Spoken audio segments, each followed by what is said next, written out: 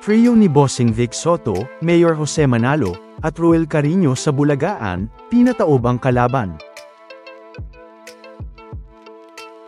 Pagbabalik ng Bulagaan sa Itbulaga, niyanig ang noontime. Talaga namang naging pasabog nga ang pagbabalik ng isa sa mga OG segments ng Itbulaga, na ilang dekada na ngang pinapasaya ang mga legit The Bark ads, na Bulagaan ng Itbulaga, dahil nga sa pagbabalik ng Bulagaan University 2026. Na matatandaang, noong 2024 nga nang huling napanood at nagpasaya ang Bulagaan sa Itbulaga, na talaga namang na-miss ng mga manunood at mga netizens.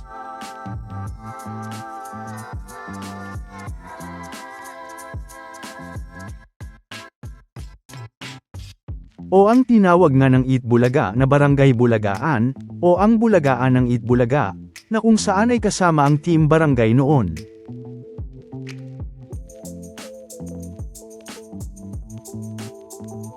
Pero, ngayong unang Sabado nga ng 2026, January 3, 2026, ay muli na nga itong nagbalik sa Itbulaga. Na talaga namang muli na namang nagpasaya sa mga manunood at mga netizens, lalo na nga't kasama dito ang mga The Bark ads, at ganoon na rin ang mga clones. Na kung saan nga, ay bago nga ito nagsimula, ay napanood muna ang iba't ibang mga jokes ng mga The Bark ads at clones.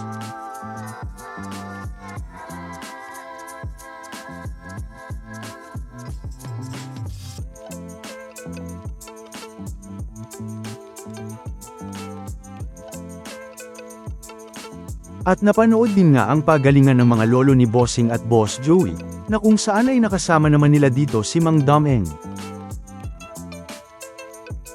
Na isa nga sa mga bagong trio ng Itbulaga.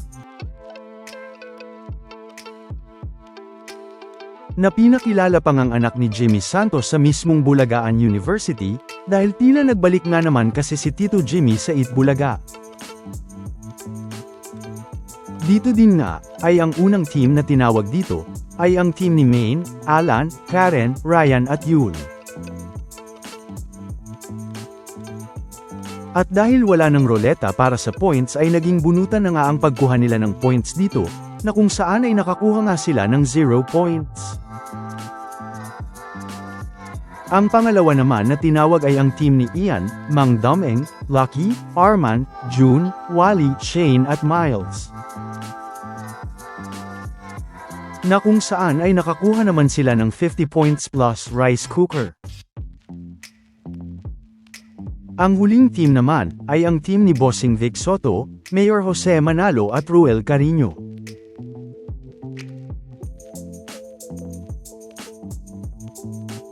Na talaga namang kinaaliwan nga ng mga manunood at mga netizens, dahil sa nagkaroon nga ng isa pang trio sa Itbulaga, dahil kay Bossing, Mayor Jose at Ruel.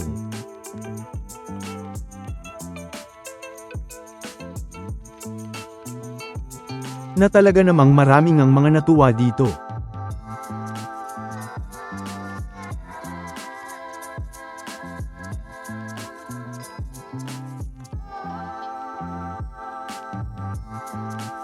Hindi lang yan, dahil nagbiro pa nga dito si Boss Joey, patungkol nga sa kung anong tawag sa mga katulad daw ni The Bark ads Paulo, na maganda na mukhang babae na daw.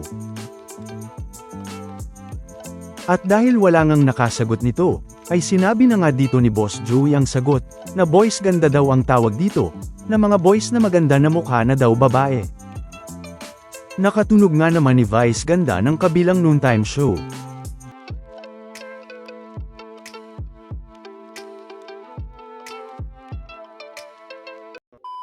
Welcome back mga ka-highlights.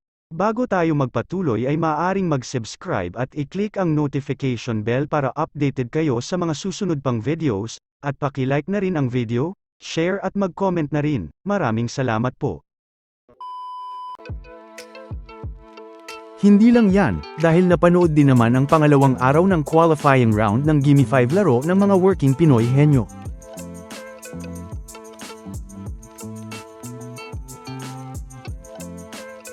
Pero, isang pasabog naman nga ang nangyari sa birthday celebration ni Ruel sa Itbulaga, dahil hindi nga lang ang mga The Bark ads ang nakasama niya dito, kundi ang iba pang mga clones.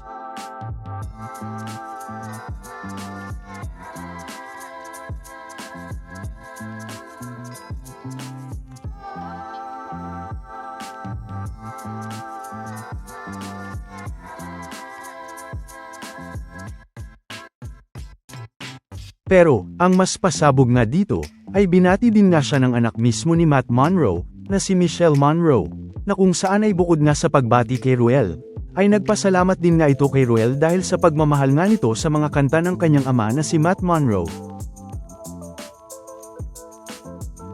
Na kung saan ay nagpasalamat din dito si Ruel.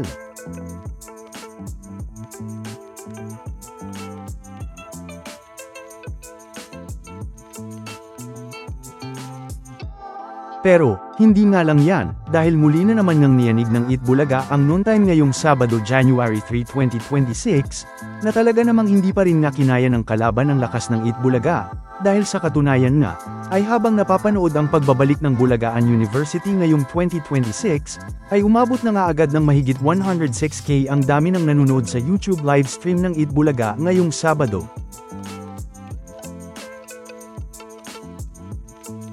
At sa kaparehong oras, ay makikitang umabot naman ng mahigit 76K ang dami ng nanood sa YouTube livestream ng Showtime.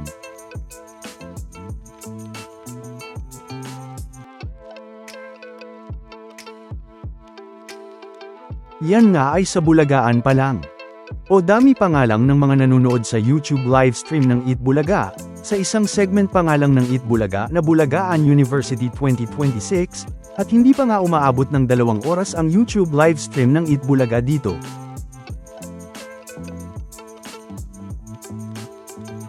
Dahil tumaas pa nga yan sa pagpapatuloy ng Itbulaga, na makikitang umabot na nga ng mahigit 120K ang dami ng nanonood sa YouTube livestream ng Itbulaga. At sa kaparehong oras pa rin, ay umabot naman ng mahigit 69K ang dami ng nanood sa YouTube livestream ng Showtime.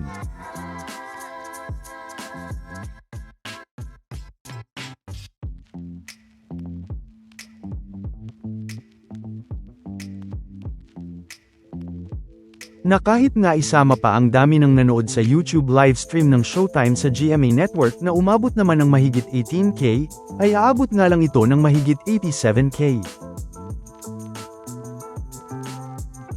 Na makikita ngang kahit 2 YouTube livestream na nga ng Showtime ang pinagsama, ay hindi pa rin nga ito sapat para matapatan ang lakas ng Itbulaga. Dahil kung isasama naman ang dami ng nanood sa YouTube livestream ng Itbulaga sa TV5, na umabot naman ng mahigit 12K, ay aabot na nga ito ng mahigit 132K, na lalo na ngang tambak ang Showtime dito.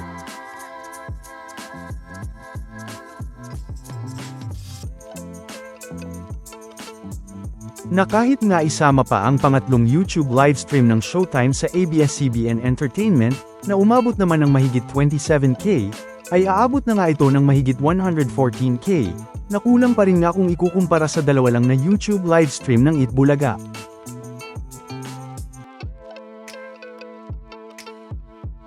Na makikita ngang mas lumakas pa ang Itbulaga ngayon, at muli ngang pinatunayan kung sino ang hari ng noontime.